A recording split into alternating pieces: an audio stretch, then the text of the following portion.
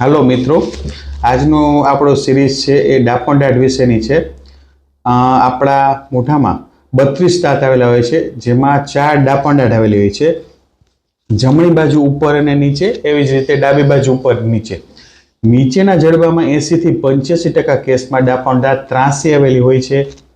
એને કારણે પેશન્ટને ચાવવામાં તકલીફ પડતી હોય છે, મોઢામાં સોજો આવતો હોય છે, પ્લસ રસીની ગાંઠ થતી હોય છે, મોઢું ખુલવાનું ઓછું થઈ જતું હોય છે, જેવી ઘણી તકલીફો પડતી હોય છે. એવા કેસમાં અમે લોકો ડાપણદાટ ઓપરેશન કરીને કાઢવાની સલાહ આપતા હોઈએ છીએ.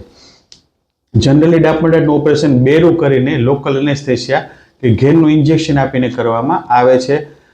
પેઢું ચીરી અને જડબું ખોલીને ડાપણદાટ કાઢવામાં આવતી હોવાથી 3 થી 7 દિવસ ઝીણો દુખાવો અને સોજો રહી શકે છે.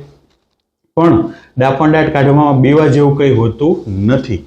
બધા કેસમાં ટાંકા લેવા જરૂરી નથી હોતા. અમુક કેસમાં સિમ્પલ હોય તો એમાં અમે ટાંકા નથી પણ લેતા હોતા. ટાંકા જનરલી 7 થી 10 દિવસે ખોલી નાખતા હોઈએ છીએ. જ્યારે બી આપણે ડાપણદાટનું ઓપરેશન શબ્દ આવે તો ડરવાની કે ગભરાવાની જરૂર નથી. સામાન્ય રીતે નીકળી જતી હોય છે. અમુક કેસમાં તો અમે લોકો 2 થી 3 મિનિટમાં ડાપણદાટનું ઓપરેશન કમ્પ્લીટ કરી નાખતા હોઈએ છીએ. થેન્ક્સ. क्या बात है सर, क्या बात है सर.